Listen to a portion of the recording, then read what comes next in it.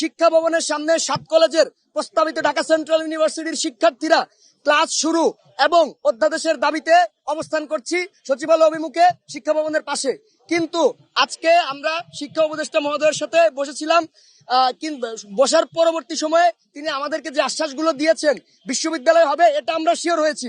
কিন্তু সমস্যা হচ্ছে তারা ইস্যুটাকে একটু ডিলে করতে চাচ্ছে, বাট আমরা ইস্যুটা আর কোনোভাবে ডিলে হতে দিতে চাই না। আমরা তাদের কথার সাথে আপাতত একমত পোষণ করতে পারছি না, কারণ যত দিন যাচ্ছে আমাদের বিরুদ্ধে ষড়যন্ত্র লিপ্তকারীরা আরো তাদের সংখ্যা বাড়ছে এবং প্রচুর ষড়যন্ত্র হচ্ছে। সেই ক্ষেত্রে আমরা সার্বিকভাবে আমাদের আন্দোলন চালিয়ে নিয়ে যাওয়ার ঘোষণা দিলাম।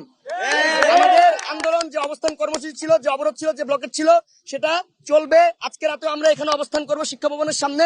পরবর্তীতে আগামীকাল থেকে অথবা পরশু থেকে আমরা কঠোর থেকে কঠোরতর কর্মসূচি যাব এবং সেই ক্ষেত্রে বিশ্ববিদ্যালয় অধ্যাদেশ নিয়ে তারপরে আমরা ক্লাসে ফিরবো।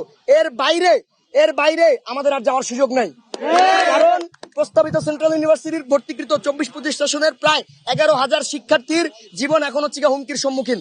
তারা বাসায় পরিচয় দিতে পারতেছে না, তারা হচ্ছে নিজেদের এডুকেশন লাইফ নিয়ে হ্যারাস হচ্ছে। আমরা যারা রানিং আছি বিশ্ববিদ্যালয়ে আন্দোলন করার কারণে আমাদের নিজেদের একাডেমিক লাইফ শেষ। তো আমাদের আর আসলে মৃত্যু অথবা অধ্যাদেশ, এটা ছাড়া আর উপায় নাই। শিক্ষা উপদেষ্টা মহোদয় অনেক ভালো মানুষ, তিনি আসলে আমাদের ইস্যুটা নিয়ে অনেক ডেডিকেশন ফিল করতেছেন এবং তিনি ডাইরেক্ট এটা বলছেন যে তোমাদের বিশ্ববিদ্যালয়কে আটকে দেবো না, এটা হবে। তবে আমরা চাই উনি যেহেতু হবে বলছে, সেটা আমাদের বেঁধে দেওয়ার টাইম ফ্রেমের মধ্যে উনি করুক, কারণ 15 মাস স্টে করছে, আমরা আর স্টে করতে পারবো না। আজকের কর্মসূচি আমরা এখানে অবস্থান করব এবং আমাদের আন্দোলন টানা চলবে। আমরা আসলে তার কিছু তিনি আমাদের সাথে যে কথা বলছে, যে হচ্ছে যে কথাগুলো বলছে যে আসলে ইস্যুগুলো আরেকটু ডিলে হবে, আমরা এই ডিলের সাথে একমত নই। আমরা এই দ্বিমত পোষণ করে অবস্থান কর্মসূচি চালিয়ে যাবো যতক্ষণ পর্যন্ত অধ্যাদেশ হচ্ছে, এবং পরবর্তীতে আগামীকাল আমরা কঠোর কর্মসূচির ঘোষণা দিব। ধন্যবাদ।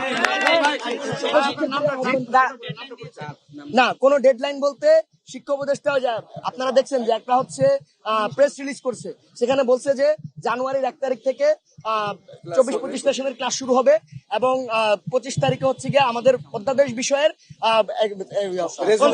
মিটিং আছে, রেজুলেশন, সেটা হবে। আমরা চাচ্ছি এই ইস্যুটা আরো আগে হয়ে যাক, কারণ আমরা একটা আশঙ্কা করতেছি যে এই বিশ্ববিদ্যালয় আন্দোলনটা এখানে স্টপ না, এটা আরো চলবে। তো সেই ক্ষেত্রে আমাদের অধ্যাদেশকে যত তাড়াতাড়ি আমরা আনতে পারবো, বিসি যত তাড়াতাড়ি নিয়োগ করতে পারবো, আমাদের বর্তমান শিক্ষার্থীদের রানিং এডুকেশন লাইফ একটু স্টেবল হবে এবং 24-25 সেশনের শিক্ষার্থীরা ক্লাসে ঢুকতে পারবে।